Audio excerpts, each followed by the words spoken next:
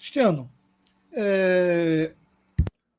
a contraofensiva da Ucrânia tem gerado uma apreensão por parte dos russos e da população nas várias cidades russas. Você tem informações sobre como está o cotidiano das famílias em Moscou, por exemplo? Como é que as pessoas estão vivendo em Moscou e outras cidades russas com essa contraofensiva, com o medo, se existe o medo, se tem algum. Os russos devem se preocupar com ataques às cidades, como ocorreram no território ucraniano? Como está o cotidiano das famílias nas cidades russas? Lemuel, pelo que eu tenho conversado com pessoas que lá vivem, inclusive com brasileiros também, é que é uma situação estável. Uma situação sob controle, mas que vivenciou, principalmente nos meses passados agora, de julho, do início de agosto também, uma certa tensão. Tensão por quê? Provocadas pelos ataques de drones. Ataques de drones que alguns dizem que viriam de cidades fronteiriças da Ucrânia e que esses drones teriam conseguido driblar as defesas aéreas. É preciso, para quem é leigo no assunto, é preciso entender o seguinte: um drone é um objeto voador pequeno, lento, e muitas vezes para um radar ele pode ser tido como um pássaro, como uma ave grande, pela velocidade dele. E eles desferiram ataques, por exemplo, contra regiões do subúrbio de Moscou. Moscou tem uma área urbana imensa, bastante diversificada, que vai desde casas históricas, casas inclusive de madeira, até grandes arranha-céus, nos quais inclusive eu já estive como visitante, claro. E esses arranha-céus, eles por serem muito altos, acabaram se tornando um alvo para drones ucranianos. Foi aí que os ucranianos empreenderam ataques contra Moscow City, por exemplo. Moscow City é o chamado bairro dos arranha-céus de Moscou, onde normalmente vivem os ricaços, apesar de haver áreas abertas para visitação turística. Não é o meu caso, que não sou ricaço e estive em alguns desses arranha-céus. Restaurantes, hotéis, funciona, é possível alugá-los lá. Então, alguns desses drones atingiram essas regiões. Outros atingiram o subúrbio de Moscou e outras cidades ali também no entorno da cidade, no entorno da capital russa. Então, esses drones eles provocaram uma certa apreensão, mas pode-se dizer que, considerando a quantidade de drones que os ucranianos empreenderam contra a capital russa e a quantidade de drones que realmente atingiram o alvo, foi um dano mínimo. Até mesmo vítimas fatais, que eu me recordo agora, nesses últimos meses, não foram computados. Houve danos materiais, vidraças, e você imagina consertar a vidraça de um arranha-céu. Então, houve um veículo também, um carro, eu vi que um carro foi destruído depois de desses ataques, um automóvel particular. Imagina você, de repente, ouvir um barulho, depois ver que seu carro foi destruído por um ataque de drone. Então, é uma situação, claro, que era imprevisível para muitos russos. Esses ataques muitas vezes também têm objetivos psicológicos. Objetivos psicológicos em que sentido? Às vezes o serviço secreto ucraniano quer que o russo sinta a pressão de modo que isso cause uma comoção nacional. E essa comoção, houve tentativas disso no início do conflito, quando muitas pessoas saíram à rua, inclusive tentaram, através de redes sociais como Instagram, como Facebook, mobilizar a opinião pública na Rússia e manipulá-la, inclusive, de modo a a levar até mesmo a uma derrubada do governo, mas que isso acabou sendo completamente infrutífero. Hoje, o Serviço Secreto Ucraniano tenta outras estratégias. Ataques, por exemplo, de drones, a cooptação de indivíduos no próprio território russo. Como é que isso acontece? Isso já acontecia, inclusive, antes do conflito.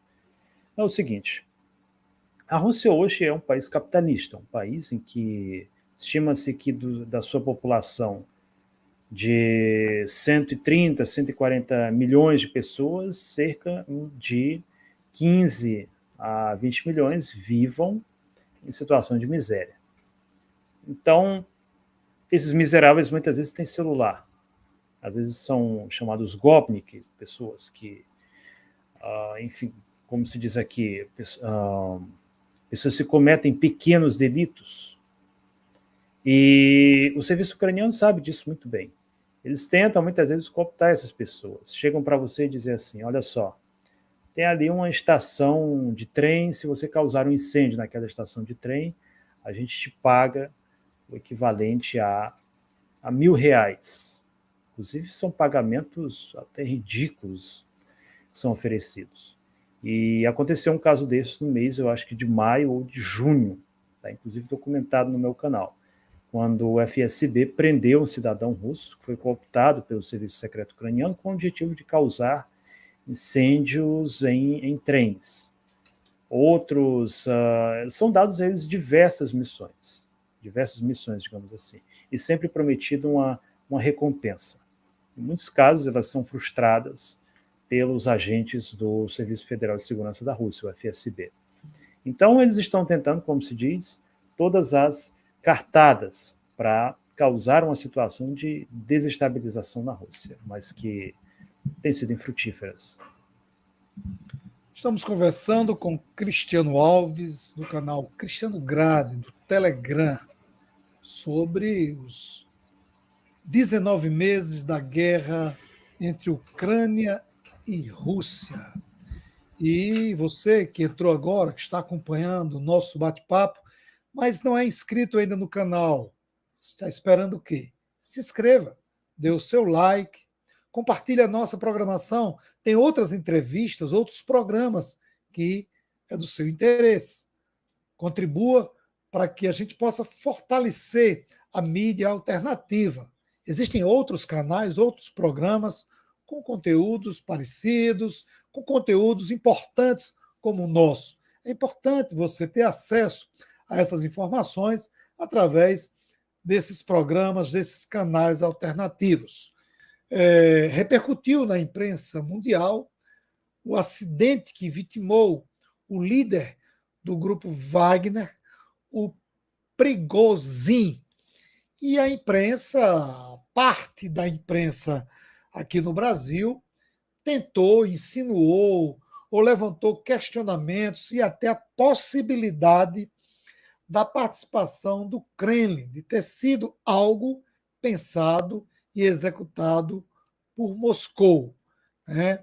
Depois, relatórios vieram a mostrar e estão mostrando a não participação de Moscou no acidente que vitimou o líder do grupo Wagner. Como é que você avalia essa postura da imprensa e esse momento difícil que a Rússia passou, porque, queira ou não, o grupo Wagner é um parceiro do governo russo quando se trata do conflito com a Ucrânia. Qual é a avaliação que você faz, amigo? Eu nem diria que foi a possibilidade, mas sim a certeza. Pelo menos assim se manifestou grande parte da imprensa mundial, insinuando imediatamente que ali teria sido Putin. Eu vi uma série de pessoas reproduzindo esse tipo de pensamento. E eu sempre, quando me deparo com esse tipo de pensamento, eu faço o seguinte questionamento. Eu acompanho esse conflito há muito tempo, mas, pelo visto, tem gente que deve estar... eu acompanho esse conflito há muito tempo, e tem gente que insinua que eu recebo dinheiro do Kremlin para fazer determinados vídeos, determinadas avaliações. Aí eu fico pensando, será que realmente é o Cristiano que está recebendo dinheiro do Kremlin, ou será que são essas pessoas que têm tanta certeza né, que muitas vezes têm um conhecimento bastante raso do assunto, mas que já tem uma certeza absoluta de tudo isso. Eu confesso, Lemuel, que eu sou muito cético com relação a determinadas coisas. Inclusive a respeito da própria morte do Prigozhin, e não sem motivo. E aqui eu não quero fazer nenhum tipo de teoria conspiratória. Ora, o Prigozhin, em 2019, também morreu. Morreu, estava a prova de que ele teria morrido, foi uma lista de passageiros. A lista de passageiros foi apresentada e no avião que voava em direção à República Democrática do Congo, ele estaria presente e veio a óbito. É possível que esse mesmo filme tenha a sua segunda parte agora. Alguém pode dizer assim, não, mas o governo russo já disse que ele morreu. Aí aqui eu faço a mesma citação que foi feita pelo comandante Robson Farinazzo, numa das transmissões dele. Você acredita em governo? Porque eu não acredito nem no governo brasileiro. Basta a gente ver as promessas de campanha. Seja candidato de direita ou de esquerda, promessa tem de tudo que a gente imaginar. Aí vai estar acreditando em governo de país X ou Y? Então, esse é um questionamento. É possível que isso tenha sido alguma espécie de manobra desinformativa, embora isso aqui, por enquanto, seria apenas o campo da teoria.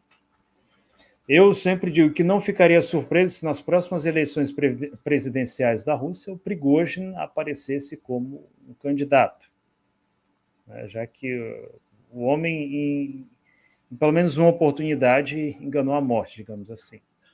Mas, pelo menos pelos materiais que foram apresentados agora, pelo que diversos jornais, inclusive da própria Rússia, noticiaram, teria sido o óbito dele. Não apenas dele, como também do coordenador das ações do Grupo Wagner, que era o Dmitry Utkin, um veterano do GRU, da inteligência militar russa.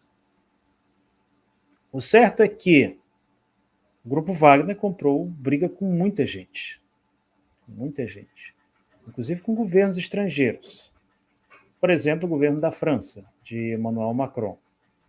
Basta nós lembrarmos que hoje uma das razões para que uma série de estados africanos tenha se voltado contra o seu antigo colonizador, a França, foi exatamente a ação do Grupo Wagner. O Grupo Wagner, durante quase 10 anos, para assim bem dizer, acabou sendo um grupo vamos usar esse termo, de mercenários, que garantiu a estabilidade de uma série de governos na África, combateu, inclusive, o Estado Islâmico e outras organizações terroristas, inclusive em Moçambique, o Grupo Wagner também atuou, e sempre atuou como atuou a pedido dos governos locais. Não se tratou de uma decisão arbitrária ou imperialista de Moscou, mas havia uma companhia, um grupo de guerreiros, de combatentes muito bem preparados e que por isso foram chamados para uma série de países africanos. Então, certamente foi um problema muito grande com o governo francês. Com o governo americano, em 2020 ou 2021, já não me recordo exatamente, acho que foi em 2020, a Justiça dos Estados Unidos da América emitiu um mandado de prisão contra Yevgeny Prigozhin e também ofereceu, inclusive, uma recompensa para qualquer pessoa que fosse capaz de informar o paradeiro do Yevgeny Prigozhin. E o Prigozhin, inclusive, reagiu de forma bastante cômica a essa proposta dos Estados Unidos. Ele mesmo informou o endereço dele, o endereço onde ele está registrado, e pediu essa recompensa ao governo dos Estados Unidos para ele, né, já que ele próprio havia dito qual era o endereço dele. Então, quer dizer, havia por parte dos Estados Unidos também uma inquietação muito grande com relação a Yevgeny Prigozhin, antes mesmo do início da Operação Militar Especial, que se iniciou em 2022. 24 de fevereiro de 2022. Ele era procurado por muita gente, essa que é a verdade. Com o Kremlin, ele também comprou briga recentemente, em razão do motim do Grupo Wagner, que tomou, por assim dizer, a cidade de Rostov, se dirigiu a Moscou e, inclusive, teria derrubado também, pelo que saiu até agora, alguns veículos militares russos. Quer dizer, como se diz, trocou uns tiros ali com o próprio governo russo. Me parece completamente, eu não diria completamente, mas me parecem mínimas as chances do governo russo ter tomado alguma atitude para eliminar o líder do Grupo Wagner. E por quê? Porque se o Putin realmente quisesse tirar o Yevgeny Prigozhin de cena, ele teria militares altamente treinados para fazê-lo, de forma inclusive profissional, abatê-lo ainda nos meses de julho. Ele teria tido a possibilidade também de mobilizar o sistema judiciário russo e, assim, capturar, chamar a responsabilidade e capturar o Yevgeny Prigozhin. Então, ele ter chamado Prigozhin para uma conversa, ter o presidente de um terceiro Estado, quer dizer, Belarus, mediado as conversas entre o Kremlin e o Prigozhin, me parece que seria muito pouco viável que, depois de todas essas possibilidades, depois de todo o poder que hoje o Kremlin tem, simplesmente resolver colocar uma bomba no avião dele. Então, isso levanta muitas questões cuja resposta nós, infelizmente, tão cedo nós não teremos. Mas, como eu digo, eu não ficaria nem um pouco surpreso se, nas próximas eleições presidenciais da Rússia, ele aparecesse candidato. Agora, o que nós precisamos entender sobre o Grupo Wagner é que, de fato, independente, mesmo que eles não tivessem feito esse motim, o grupo ele é bastante polêmico. E polêmico por quê, Lemuel? Porque é o que eu disse no meu vídeo anterior. É muito problemático quando você tem um exército inteiro privado, um exército que compreende, quer dizer, dezenas de milhares de homens, inclusive com equipamentos militares de alta qualidade, com tanques, com jatos, nas mãos de uma pessoa. E aí alguém pode dizer, não, eram parceiros do governo russo. Sim, mas não deixavam de ser militares, por assim bem dizer, mercenários. E o pior de tudo, o problema nem está no fato deles serem mercenários, porque hoje em dia isso é uma coisa que praticamente todo Estado com um grande poderio militar tem ao seu serviço. O problema estava na falta de regulamentação jurídica. Então, quer dizer, isso acabou sendo, por muito tempo, uma quimera muito grande para a própria Federação Russa. Porque existe uma lei na Rússia dizendo que é proibida a atividade mercenária na Rússia. E aí você tem um grupo de mercenários que é um dos protagonistas agora no conflito da Ucrânia. Não, como assim? É como você dizer o seguinte, Cristiano, você está proibido de aparecer aqui no meu canal. E aí no dia seguinte você chama, Cristiano, apareça aqui, por favor, no meu canal, mesmo você estando proibido. Quer dizer, é uma coisa que, né, contraditória. Então isso gerou uma dor de cabeça para muita gente. E as consequências disso poderiam ser ainda mais problemáticas. Ora, como muito bem coloca a doutora Veronika Krashenikova, se até os Estados Unidos, que é um país que tem instituições legais muito sólidas, teve problemas com organizações como a Blackwater, né, que depois se tornou XE, se até isso se tornou uma dor de cabeça para um Estado como os Estados Unidos, que tem, quer dizer, leis sólidas a respeito dessa questão, então imagine para a Federação Russa, cuja legislação, como a gente percebeu, extremamente contraditória no que diz respeito à existência do próprio Grupo Wagner. O certo é que, tendo ou não o Prigozhin vindo a óbito, ele deixou um legado muito importante para a Federação Russa. Basta nós lembrarmos que algumas cidades, por exemplo, algumas cidades da Ucrânia foram tomadas pelo Grupo Wagner, como foi o caso de Bakhmut, que hoje é Artyomovsk. Basta nós lembrarmos que ele desafiou autoridades do Ministério da Defesa, como, por exemplo, Sergei Shoigu, general Gerasimov, disse muitas coisas ali que muitos cidadãos russos, inclusive, queriam dizer, mas que pelas leis atuais da Rússia, eles não podem dizer, que podem ser enquadrados pelo artigo de desacreditar as Forças Armadas da Rússia. Então, o Prigozhin acabou se mostrando como uma espécie de encarnação de determinados anseios da população russa. E aqui eu estou falando de russos que apoiam a Rússia, de pessoas que esperam uma vitória decisiva, de pessoas que aguardam um papel mais decisivo das Forças Armadas da Rússia, que viram no Prigozhin exatamente a encarnação dessa insatisfação. Ele é um indivíduo que tem um jeito bastante específico. Qualquer pessoa que acompanhou, por exemplo, o vídeo dele, no qual ele pede mais munição para as tropas dele, ele começa a gritar, chama palavrão e tudo. É algo que até hoje eu me pergunto se aquilo ali realmente foi uma exigência sincera ou se foi uma manobra desinformativa, a boa e velha trollagem, como se diz na internet. Uma coisa eu digo para você, Lemuel, se realmente estiver vivo o Prigozhin, se realmente tiver ainda algum futuro para o Grupo Wagner, então eles precisam urgentemente, já para ontem, trocar o símbolo deles, da caveira para um troll.